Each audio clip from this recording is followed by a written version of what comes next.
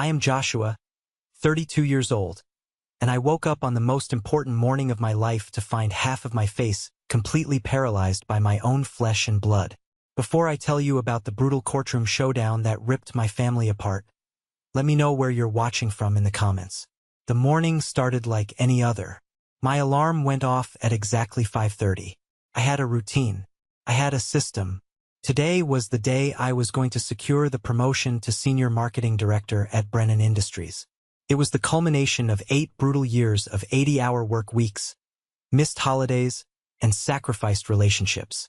I reached over to turn off the alarm, and that is when I felt the first wave of wrongness. My face felt heavy. Not the heavy you feel from a bad night of sleep, but a thick, rubbery deadness that seemed to pull my skin down toward the mattress. I rubbed my eyes, or at least I tried to. My left eye would not close all the way. A cold spike of pure panic hit my chest. I threw the blankets off and practically ran to the bathroom, my bare feet slapping against the cold hardwood floor. I flipped the light switch. The fluorescent bulb flickered to life, and I looked into the mirror. The reflection staring back at me did not belong to me. The entire left side of my face was frozen, drooping downward like melted wax. The corner of my mouth hung open, a thin trail of saliva pooling there because I physically could not pull my lips together. My forehead was completely smooth and rigid as a sheet of plastic. I tried to raise my eyebrows. Only the right one moved, shooting up in a frantic arc while the left side remained dead. I tried to scream, but the sound that came out of my throat was a distorted, wet gargle. The bathroom door swung open, hitting the wall with a loud thud. My older brother, Carter, leaned against the doorframe. He was 34, dressed in a designer silk shirt, his hair perfectly styled. He had that arrogant, empty smirk on his face, the one he always wore when he thought he had won something. In his right hand, he held a medical syringe. It was completely empty. "Surprise," Carter said, his voice dripping with fake enthusiasm. He twirled the empty syringe between his fingers like a miniature baton. "Now we're equally handsome." I grabbed the edges of the sink, my knuckles turning white. I tried to ask him what he did to me, but my jaw refused to articulate the words. It sounded like I had a mouth full of marbles. Right behind him, my mother pushed her way into the small bathroom.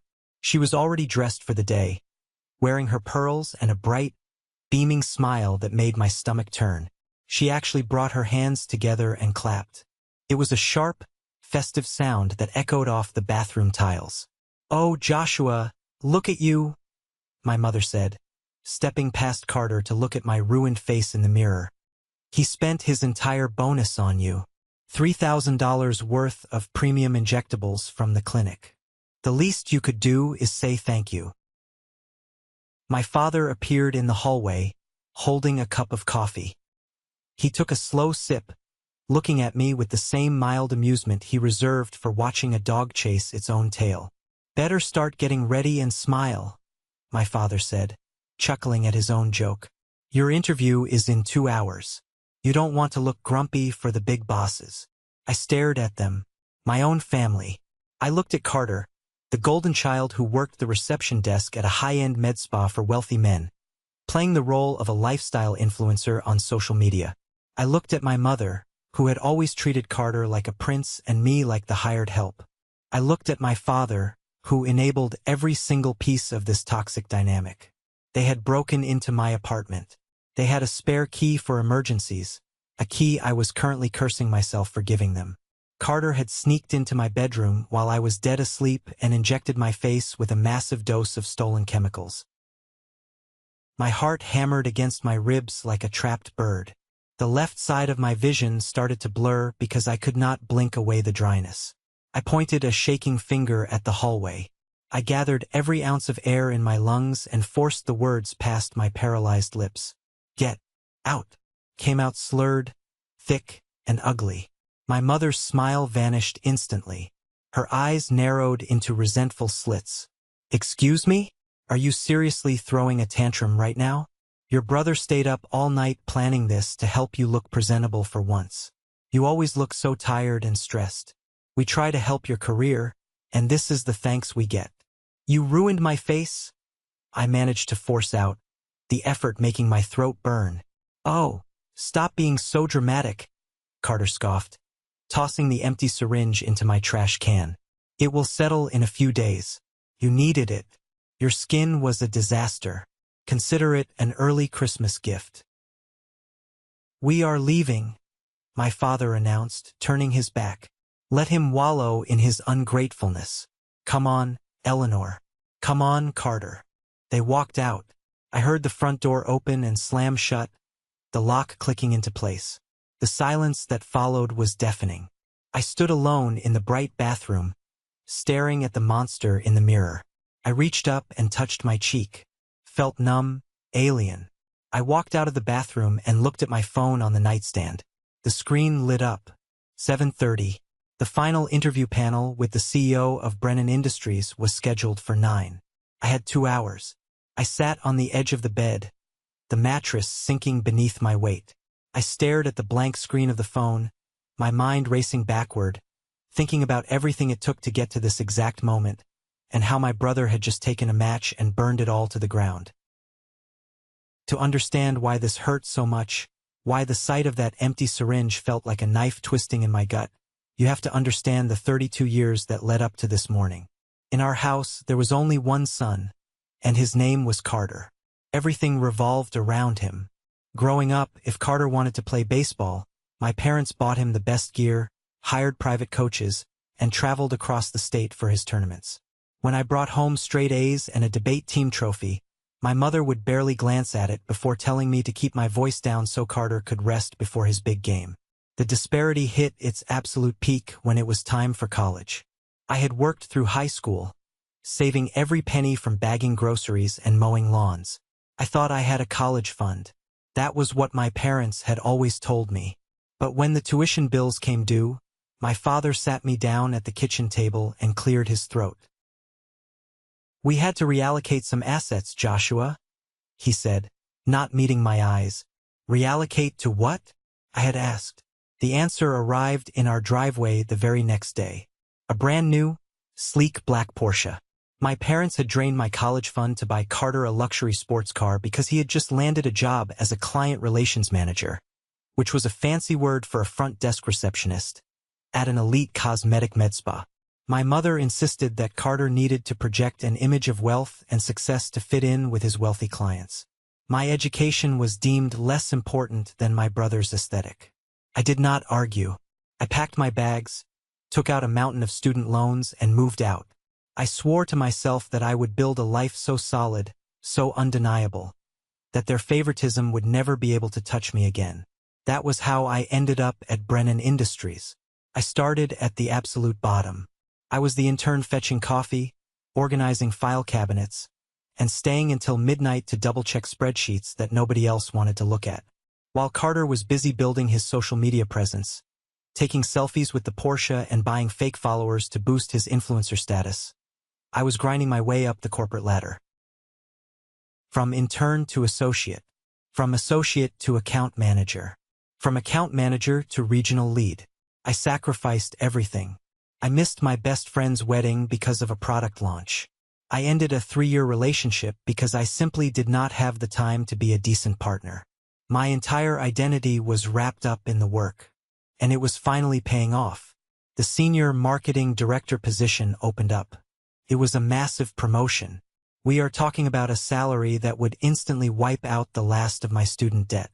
It came with stock options, a corner office, and real executive power. I spent 6 months preparing.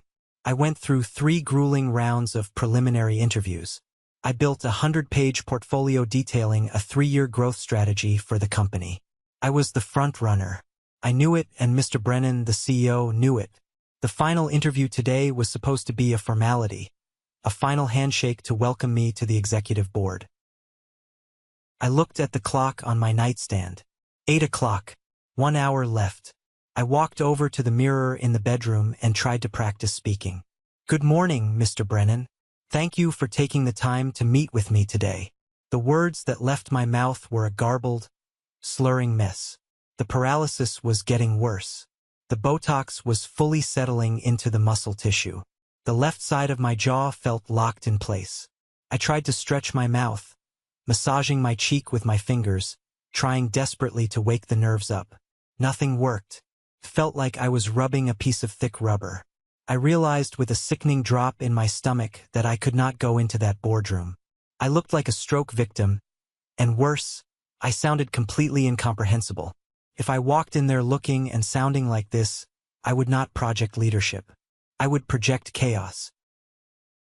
I picked up my phone. My hands were shaking so badly I dropped it twice on the carpet before I could unlock the screen. I found the contact for the executive HR coordinator who handled Mr. Brennan's schedule. I hit the call button. The phone rang. 1 ring. 2 rings. Every second stretched out into an eternity. I paced the floor, my heart hammering against my ribs, trying to figure out how to explain that my brother had assaulted me with cosmetic chemicals without sounding absolutely insane. Executive office. This is Sarah. A crisp, professional voice answered. I squeezed my eyes shut. Well, one eye shut, and took a deep breath. Sarah, hi. This is Joshua, I said. Or at least that is what I tried to say. What actually came through the phone was a thick, dragging sound. Thara, hi. Fifth is Yoshua. There was a long pause on the other end of the line. The typing sound in the background stopped. Joshua? Is that you? The line is a bit muffled. I need to reschedule, I forced out, pushing every syllable through my teeth. The drool at the corner of my mouth spilled over, and I wiped it away furiously with the back of my hand. Medical emergency. Another pause. This one felt heavier. Joshua, are you okay? You sound strange. Are you in a safe place? Before I could answer, another voice came on the line. It was Mr. Brennan. He must have been standing right next to Sarah's desk. Joshua? It's David Brennan. What is going on? We are expecting you in the boardroom in 45 minutes.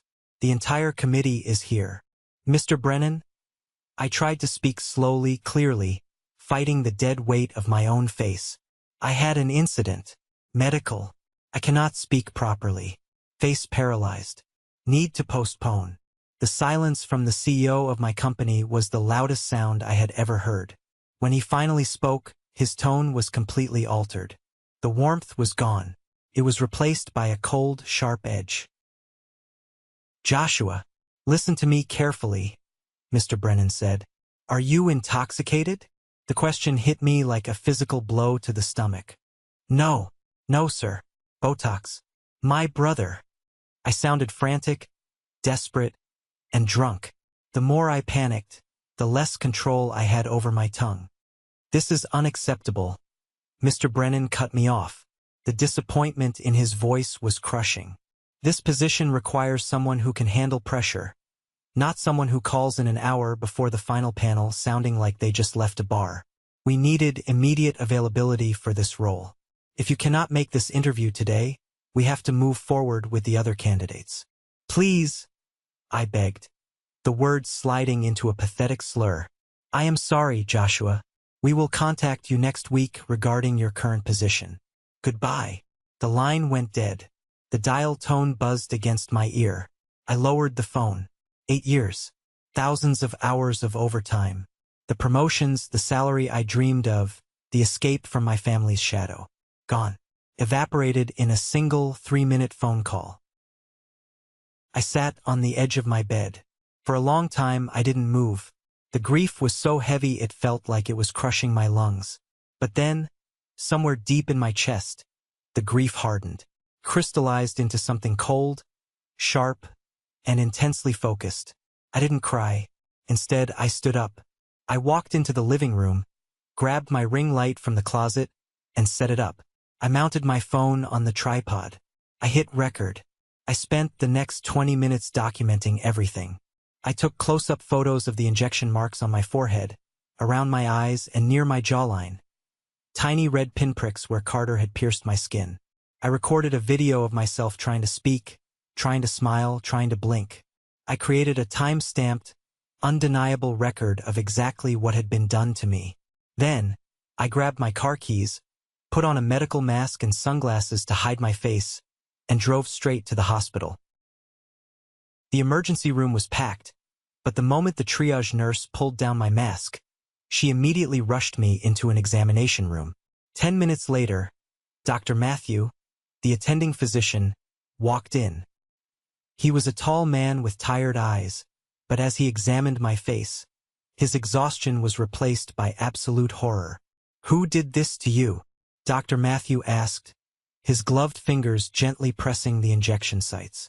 "My brother," I answered, writing it down on a notepad the nurse had given me to avoid the strain of speaking.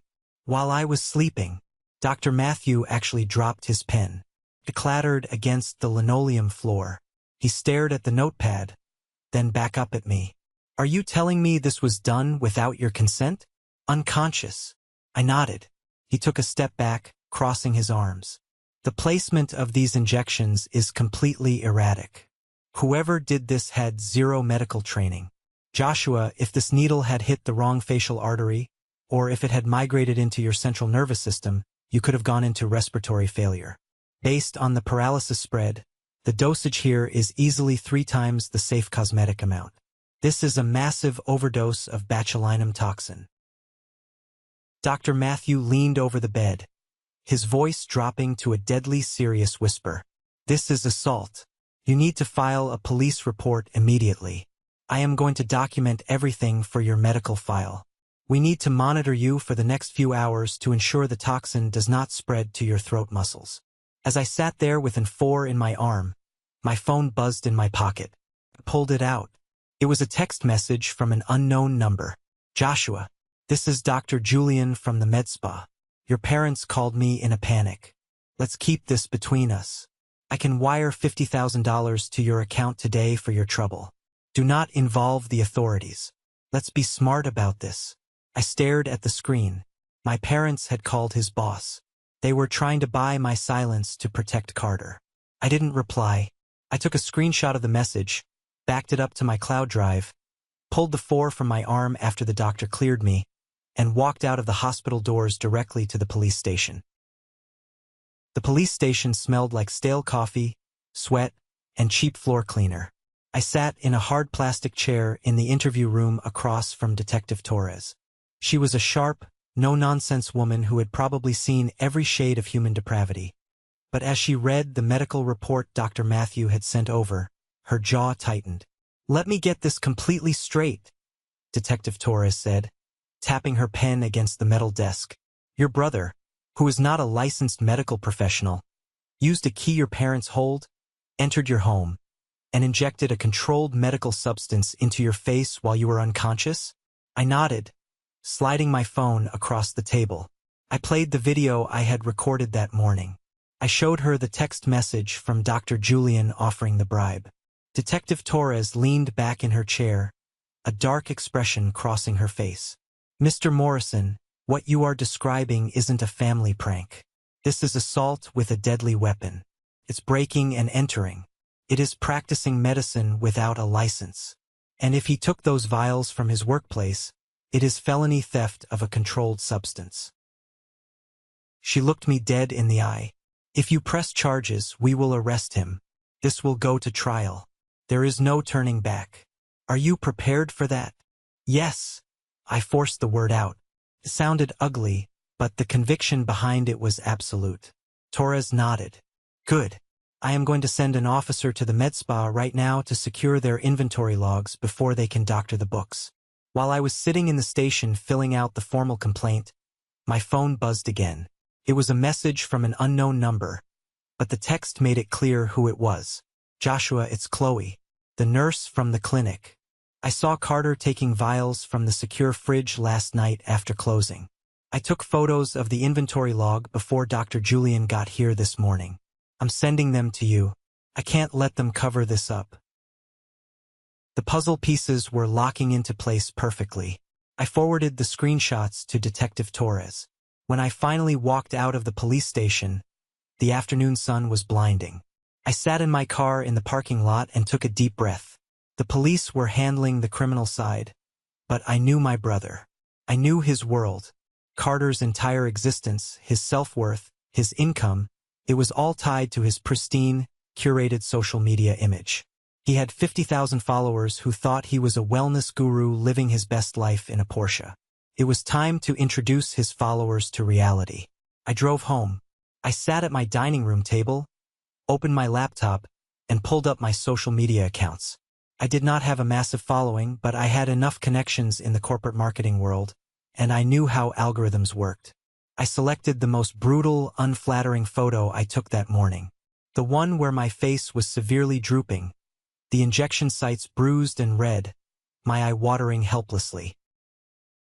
I uploaded the photo. I didn't write a long, emotional essay. I kept it cold, precise, and completely factual. The caption read, "When your brother breaks into your apartment and injects you with a lethal dose of stolen Botox while you sleep to make you equally handsome 2 hours before the biggest job interview of your life. He cost me my career. The police are handling the rest." I tagged Carter's influencer account. I tagged the med spa. I tagged Dr. Julian. I added the hashtags for cosmetic safety and local news outlets. My finger hovered over the mousepad. Once I clicked publish, the war was going to go public. My family would be exposed. There would be no quiet Sunday dinners ever again. I clicked publish. Then, I forwarded the formal police report, along with Chloe's inventory photos, directly to Dr. Julian's professional email, copying the state medical licensing board. I sat back and watched the screen. For the first 10 minutes, nothing happened. A few confused comments from former coworkers. But then the algorithm caught it. A prominent anti-botch surgery advocate with 1 million followers retweeted my post. My phone started vibrating violently. Notifications flooded the screen. 10 comments turned into 100. 100 turned into 1,000. People were outraged, horrified, and tagging local authorities. Then the phone calls started. First, it was my mother. I watched her name flash on the screen. I let it go to voicemail. Then my father. Voicemail. Then Carter. I answered that one. I put it on speaker. "Are you insane?" Carter's voice was shrill, completely stripped of its usual arrogance. He sounded like a cornered rat. "Take the post down. Take it down right now, Joshua.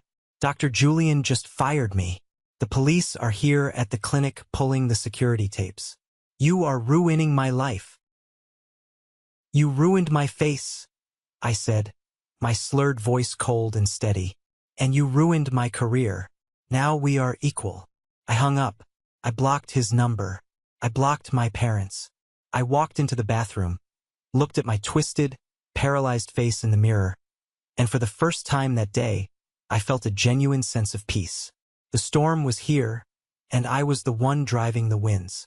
The internet moves with terrifying speed when it smells blood. Within 48 hours, the story had exploded beyond anything I could have engineered. It wasn't just a local scandal anymore. It was a national viral sensation. Botox brother assault was trending. Carter's life was dismantled piece by piece in the public square. His followers turned on him instantly, flooding his perfectly curated photos with disgust. The boutique fitness brands that sponsored him publicly severed their contracts. The med spa, terrified of losing its medical license, issued a public statement condemning Carter and announcing they were pressing their own felony theft charges against him. For 3 days, Carter was the internet's most hated person. It is an eternity in social media time. My parents managed to bypass my blocked numbers by calling me from a prepaid phone. When I answered, my mother shrieked so loudly the speaker cracked. "You are destroying your brother's life over a misunderstanding," she screamed, her voice breaking. "He was trying to help you. You can get another job, Joshua, but Carter is facing jail time. How can you do this to your own blood? Can I get another face while he is in prison?" I asked, my voice flat. "Prison? Don't be ridiculous." My father grabbed the phone. "We will hire the best lawyer in the state. We will crush you in court if you don't drop this. Assault with a deadly weapon carries 5 to 10 years, I replied. "See you in court." I hung up. The trial was swift. The evidence was an absolute avalanche. The criminal justice system does not care about family dynamics. It cares about facts. And the facts were damning. I sat in the front row of the courtroom, wearing a sharp suit. My face was still partially paralyzed, requiring me to dab the corner of my mouth with a handkerchief occasionally. Across the aisle sat my parents, holding hands, looking aged and terrified. Carter sat at the defense table wearing a cheap suit. He looked small, pale, and stripped of all his false bravado. Carter's defense attorney was a slick, expensive lawyer my parents had clearly drained their savings to hire. He tried to spin a ridiculous narrative. He paced in front of the jury, painting Carter as a misguided but loving brother who made a stupid mistake out of a desperate desire to boost my confidence. It was a prank gone wrong, the lawyer argued smoothly. A foolish attempt to give his hard-working brother a glow-up. There was no malice, no intent to harm. The jury looked skeptical, but the defense was fighting hard to reduce the charges to a simple misdemeanor. Then it was the prosecution's turn. The district attorney stood up. She did not yell. She did not pace. She simply walked over to the AV cart and plugged in a flash drive. The defense claims there was no malice, the prosecutor said, her voice echoing in the silent courtroom. The defense claims this was an act of brotherly love. I would like the jury to see the defendant's own definition of love. She pressed play. A video appeared on the large screens facing the jury box. It was footage the police cyber unit had recovered from Carter's deleted iCloud files. He had filmed it on his phone in my dark bedroom, right before he injected me. In the video, the camera is pointed at Carter's face. He is grinning, eyes gleaming with sheer malice. He whispers into the microphone, "My genius brother thinks he's so much better than me with his fancy corporate job. Let's see how far that big brain gets him when he can't even move his stupid face to speak." The camera then pans down to me, fast asleep, vulnerable, trusting the safety of my own home. Carter's hand comes into frame, holding the needle, pressing it into my skin. A collective gasp swept through the courtroom. I heard someone in the gallery mutter, "Monster." I looked over at my parents. My mother had her hands over her mouth, her eyes wide with shock. My father was staring at the floor, his face drained of all color. The illusion was shattered. They could no longer pretend this was an accident. They had just watched their golden child gleefully plot my destruction. Carter buried his face in his hands on the defense table. His expensive lawyer stopped taking notes and just stared at the screen, knowing the case was entirely dead. The jury deliberated for less than 2 hours. The judge asked the foreman to read the verdict. On the charge of assault with a deadly weapon, we find the defendant guilty. On the charge of breaking and entering, guilty. On the charge of practicing medicine without a license, guilty. The judge slammed the gavel. Carter was handcuffed right there in the courtroom. As the bailiffs led him away, he looked back at my parents, sobbing, begging them to do something. They just sat there, frozen. I stood up, buttoned my suit jacket, and walked out of the courtroom into the bright afternoon sun. I had won the battle. This is a moment that changed everything, when I finally regained control of my life. Thank you for your patience in getting this far. You are amazing. Please help me like the video and leave a comment with the number 1 below so I know you've been with me this far. This will not only help more people find this story, but also let me know that my experiences are meaningful to someone. Your support is the biggest motivation for me to continue sharing the rest of this journey. The criminal trial put Carter behind bars, but the justice system was not done with the Morrison family. The very next week, I filed a massive civil suit. I didn't do it out of greed. I did it because my life had a price tag attached to it. The medical bills for the extensive physical therapy to rehabilitate my facial nerves were astronomical. Furthermore, I had documented proof from Brennan Industries that I lost a massive salary increase and executive stock options directly because of the assault. I sued Carter, and I sued the med spa for negligence in securing their inventory. The med spa settled out of court instantly for a substantial sum, terrified of the PR nightmare continuing. But Carter had no money. His influencer lifestyle was a house of cards built on debt and fake sponsorships. That meant the financial liability fell back onto the people who had funded and enabled his toxic existence from day one, my parents. During the discovery phase of the civil suit, my lawyer subpoenaed my parents' financial records to see if they had been hiding any of Carter's assets. What my lawyer uncovered was the final, sickening twist in my family's history. I sat in my lawyer's office, looking at the banking documents spread across the mahogany desk. "Joshua," my lawyer said gently, "your parents are broke. They have been broke for a very long time." "What do you mean?" I asked, carefully sipping water so it wouldn't spill from the weak side of my mouth. "They have a massive retirement fund. They own a huge house." "They don't own the house," my lawyer corrected, sliding a piece of paper toward me. 10 years ago, they took out a massive second mortgage on the property, and they liquidated their entire 401k. I looked at the date on the mortgage documents. It was the exact same month I was starting college. The exact same month my father told me my college fund had been reallocated. "They didn't just drain your college fund to buy Carter that Porsche," I realized out loud, my voice tight. "They remortgaged their home. They gambled their entire financial future to buy him a sports car and fund his fake lifestyle." "And now," my lawyer added, "they used whatever scraps of credit they had left to pay for his criminal defense attorney. If we proceed with the civil judgment to garnish Carter's future wages and seize his remaining assets, your parents' house will be foreclosed by the bank within 60 days. They will have nothing." My lawyer looked at me, giving me an out.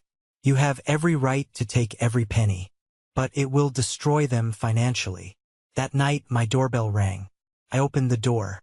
My parents stood on the porch in the pouring rain. They didn't have umbrellas. They looked soaked, pathetic, and utterly broken. My mother's pearls were gone. My father looked 10 years older. "Joshua," my father pleaded, his voice cracking, "please, let us in." I stood in the doorway, blocking their path. "Say what you need to say from there." My mother burst into tears. "Please drop the civil suit. We are begging you. The bank sent the foreclosure notice today. We are going to lose the house. Carter is in jail. You have your revenge. Hasn't this family suffered enough?"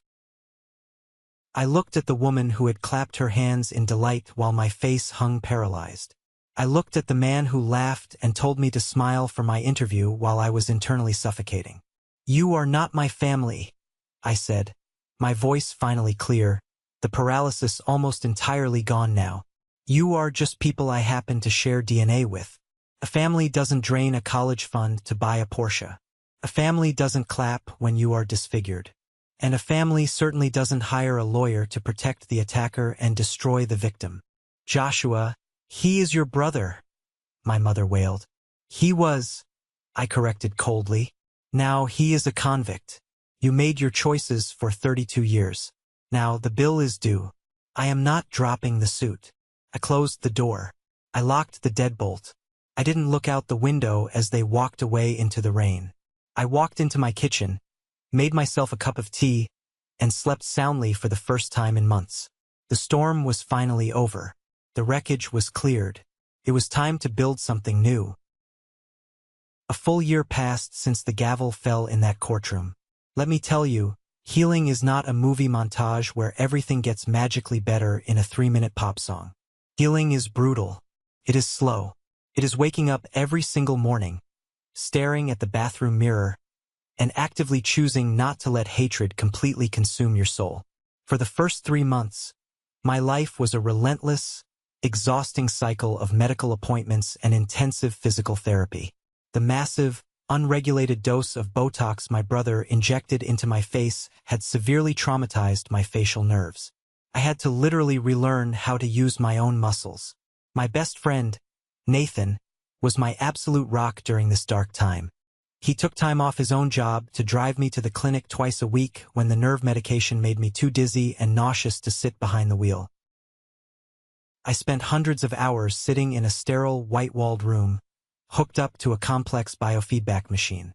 The physical therapist would attach tiny, cold electrodes to my cheeks, my forehead, and my jawline.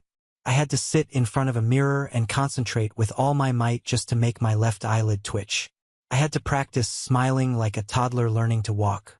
Every single millimeter of movement was a hard-fought victory that left me sweating and physically drained. Sometimes, I would just sit in the clinic parking lot after a session and scream out of sheer frustration, the sound muffled by the thick windows of my car. But as the months dragged on, the toxins finally began to metabolize and leave my system. My face slowly started to wake up. The heavy drooping disappeared. My jaw finally unlocked, allowing me to chew solid food without pain. My speech returned to its normal, crisp cadence, leaving behind the slurred, heavy sounds that had cost me my career. By the 6-month mark, unless you knew exactly what to look for, you would never know I had been chemically paralyzed by my own flesh and blood. And then, just as I was getting my physical life back on track and preparing to send out my resume to new firms, the professional world handed me the ultimate plot twist. It was a quiet Tuesday afternoon. I was sitting at my kitchen table, drinking black coffee and reviewing my portfolio, when my cell phone vibrated against the wood. The caller ID flashed a name I honestly thought I would never see again. David Brennan, the CEO of Brennan Industries. The man who had coldly hung up on me when I sounded intoxicated during my medical emergency. I stared at the screen for a long time. I let it ring 3 times. I took a deep breath, making sure my posture was straight even though he couldn't see me, ensuring my voice was completely steady, and answered. This is Joshua Morrison. Joshua, it is David Brennan. I am calling to offer you a profound, unqualified apology. His voice sounded entirely different from that cold morning a year ago. He sounded exhausted, humbled, and deeply regretful. I leaned back in my wooden chair, crossing my arms. I am listening, Mr. Brennan. He let out a heavy sigh and went on to explain the absolute disaster that had unfolded at his company over the past 8 months. The man they had hired for the senior marketing director position instead of me, the guy who was supposed to be the safe, immediate, perfect choice, had just been escorted out of the corporate building in handcuffs by federal authorities. He had been caught aggressively embezzling company funds and fabricating quarterly financial reports to cover his tracks. In their frantic rush to fill the position after my forced withdrawal, the executive board had completely skipped the deep dive background check. We made a catastrophic error in judgment, Joshua, Mr. Brennan admitted over the phone, his tone heavy with corporate regret. And I made a severe personal error in how I handled your medical emergency. I saw the news articles about your brother's criminal trial. I saw the police reports. I saw what your family did to you. It was unconscionable. I should have given you the benefit of the doubt after your 8 years of flawless, dedicated service to this firm. He paused, and the silence stretched for a few seconds before he delivered the words that changed the trajectory of my career forever. The senior director position is vacant. The board of directors and I had a long meeting this morning. We want you back. We need you to fix the massive mess this fraudster left behind in the department. And we are willing to highly compensate you for the delay and the mishandling of your situation. A year ago, I would have jumped out of my chair and accepted immediately out of pure gratitude. But I was not that man anymore. I had survived the absolute worst betrayal imaginable. I had the leverage now, and I knew exactly how to use it. Mr. Brennan, I appreciate the transparency, I said, my voice completely level. But returning to fix another man's criminal mistakes requires a different level of commitment. I want the promotion to senior director, yes, but I require a starting salary that is 30% higher than the original offer. I want a comprehensive signing bonus to cover the income one lost over the past year. I need an ironclad severance package written into my contract, and full executive stock options starting on day 1. There was a brief hesitation on the line, the sound of a CEO weighing the cost of his mistakes. You drive a hard bargain, Joshua, but given the circumstances and your track record, you have a deal. I will have the legal team draft the contract and send it over by 5 o'clock today. That promotion was finally mine, and let me tell you, it tasted sweeter than I ever could have imagined. Returning to the Brennan Industries building the following Monday felt like a massive victory lap. When I walked onto the executive floor on my first day, wearing a sharp new suit, the entire marketing department actually stood up and applauded. I didn't waste a single second soaking in the glory.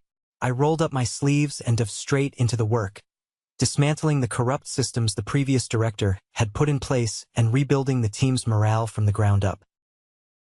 My first major initiative as senior director was something deeply personal. I partnered Brennan Industries with a national medical safety organization to launch a massive, nationwide public awareness campaign about the extreme dangers of unlicensed cosmetic procedures and counterfeit injectables. I didn't hire an actor or a model for the campaign. I used my own story. I used the terrifying, unflattering photos of my paralyzed face that I had taken on my bathroom floor that horrific morning. I stood in front of the high-definition cameras and spoke about the devastating reality of medical spa negligence. I talked about the physical pain, the emotional trauma, and the legal loopholes that allowed unqualified people to handle dangerous toxins. The campaign was a monumental success. It went viral across every major social media platform, but this time for all the right reasons. It sparked intense debates and actually led to new legislation in 2 states to tighten regulations on cosmetic injectables. At the end of the year, our marketing team swept the industry awards. I stood on a brightly lit stage in a tailored tuxedo, holding 3 crystal trophies, looking out at a crowd of industry leaders giving me a standing ovation. With my new, heavily upgraded salary and the massive civil settlement I had won from the med spa, my financial reality completely transformed. I was no longer the struggling guy who had his college funds stolen. I was wealthy, secure, and ready to put down permanent roots. I hired a top-tier real estate agent named Sarah to find me a home. I wanted something quiet, something beautiful, something entirely my own, far away from the chaotic city center. After weeks of searching through premium listings, Sarah called me on a Friday morning with a highly exclusive property. It was a stunning, modern 4-bedroom house with a sprawling, meticulously landscaped backyard, located in one of the most prestigious suburban neighborhoods in the state. I drove out to see the property on a bright Sunday morning. The house was absolutely perfect. It had a massive chef's kitchen with marble countertops, floor-to-ceiling windows that let in rivers of natural light, and a master suite that looked like a 5-star luxury hotel. I walked through the empty rooms, listening to my footsteps echo on the hardwood floors, feeling a profound sense of peace. "The backyard is the real selling point," Sarah said, leading me out through the sliding glass doors onto a beautiful stone patio. I stepped outside, taking in the fresh air, looking at the tall privacy fences and the lush green grass. But as I walked toward the edge of the property line to inspect the wooden fence, my blood suddenly ran cold. I stopped dead in my tracks. I looked across the fence at the house right next door. I knew that house. I knew the specific shade of faded blue paint on the window shutters. I knew the shape of the overgrown oak tree in the front yard. I knew the exact crack in the concrete driveway. It was my parents' house, or rather, it used to be. The front lawn, which my father used to obsessively mow every Saturday, was completely dead and brown. The windows were dark, the curtains drawn tight, and hammered deeply into the dry dirt near the mailbox was a massive, bright yellow sign that read, "Foreclosed bank owned." The bank had finally taken it. The crushing weight of Carter's criminal defense lawyer fees, combined with the catastrophic financial ruin of my civil lawsuit, had pushed them completely over the edge. They had lost the very home they had secretly remortgaged to buy Carter his luxury lifestyle. The house they had prioritized over my college fund was gone. I stood on the beautiful stone patio of this million-dollar property, looking at the decaying ruins of the toxic kingdom I had finally escaped from. The absolute poetry of the moment, the sheer cosmic justice of it all, was almost too perfect to believe. It was as if the universe had guided me exactly to this spot to show me the final score. I turned to Sarah, my real estate agent. She looked concerned by my sudden silence. "Is everything okay, Joshua?" she asked. I looked back at the foreclosed house, then at the beautiful home behind me. "Everything is perfect. I will take it. Full asking price. All cash. Let's get the paperwork started today." Moving day was an absolute triumph. I hired a premium moving company to handle every single detail. I stood on the pristine, sweeping driveway of my new estate, holding a cup of premium dark roast coffee, watching a team of professional movers carefully carry my new, expensive furniture through the grand double doors. The sun was shining, the air was crisp, and I felt a sense of ownership over my life that I had never experienced before. That is when I saw her, a rusty, beat-up sedan, its exhaust sputtering loudly, pulled up to the curb of the foreclosed house next door. The engine died with a rough clatter. The driver's side door creaked open, and my mother stepped out. I barely recognized the woman standing on the sidewalk. The arrogant, pristine woman who used to wear expensive pearls and host extravagant neighborhood dinner parties to show off her golden child was completely gone. She looked withered, frail, and aged 20 years in the span of 12 months. Her hair, once perfectly dyed and styled, was graying at the roots and pulled back into a messy knot. She was wearing a faded, oversized sweater, and her posture was heavily slumped. She had come to collect the last few boxes of worthless junk the bank had allowed them to leave on the curb before the property went to auction. She bent down to pick up a damp cardboard box. As she stood up, she glanced over at the commotion happening at the luxury estate next door. She saw the moving trucks. She saw the expensive furniture. And then, her eyes locked onto me, standing in the driveway with my coffee. She froze completely. The cardboard box in her hands slipped from her grasp and dropped to the sidewalk, hitting the concrete with a dull thud. Old photo albums and cheap trinkets spilled out onto the dirty street. She walked slowly toward the property line, her steps hesitant, stopping right at the edge of my freshly manicured green lawn. Her eyes darted wildly from my perfectly healthy, expressive face, to the tailored clothes I was wearing, to the massive, stunning house behind me. "Joshua?" she whispered. Her voice was trembling violently, carrying a thick mixture of profound shock, exhaustion, and deep, unyielding bitterness. Is this your house?" "It is," I replied calmly, not taking a step toward her. I took a slow sip of my coffee. Her face contorted into an ugly, familiar mask of resentment. The victim mentality that had ruled her entire life flared up instantly. "How could you? Of all the houses in this entire state, you buy the one right next to our ruin? Are you enjoying this? Living here, rubbing your money and your promotion in our faces while we suffer? Your father couldn't handle the stress of the bankruptcy. We are going through a messy divorce. I am living in a cramped, miserable one-bedroom apartment across town. Is this what you wanted?" I looked at her. I searched my chest for a spark of sympathy, a shred of guilt, or even a flash of anger, but I found nothing. I just felt a cold, absolute clarity. The emotional chains she had wrapped around my neck for 32 years were completely shattered. "I am not rubbing anything in your faces, Eleanor," I said, intentionally using her first name to sever the final maternal tie. "I am simply living my life. The exact, beautiful life I built with my own two hands and my own intellect after you and your golden child tried to permanently destroy it. You chose to inject poison into my skin while I slept. I chose to inject truth into the world. You gambled your entire life on a vicious, empty shell of a son, and you lost." She flinched as if I had physically struck her across the face. "We are your family, Joshua. We are your blood. You cannot just erase us." "No," I corrected her, my voice unwavering and hard as steel. "You were my relatives. Biology is nothing but a genetic accident. Family is a choice. A real family does not drain a son's college fund to buy a sports car for a spoiled brat.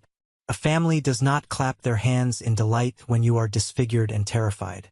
A family does not hire a cutthroat lawyer to protect a violent attacker and destroy the victim in a courtroom. You made your choice every single day for 3 decades, and now you get to live with the consequences of those choices alone." She stood there, shrinking under the crushing weight of her own undeniable guilt. She looked down at the spilled photo albums on the concrete.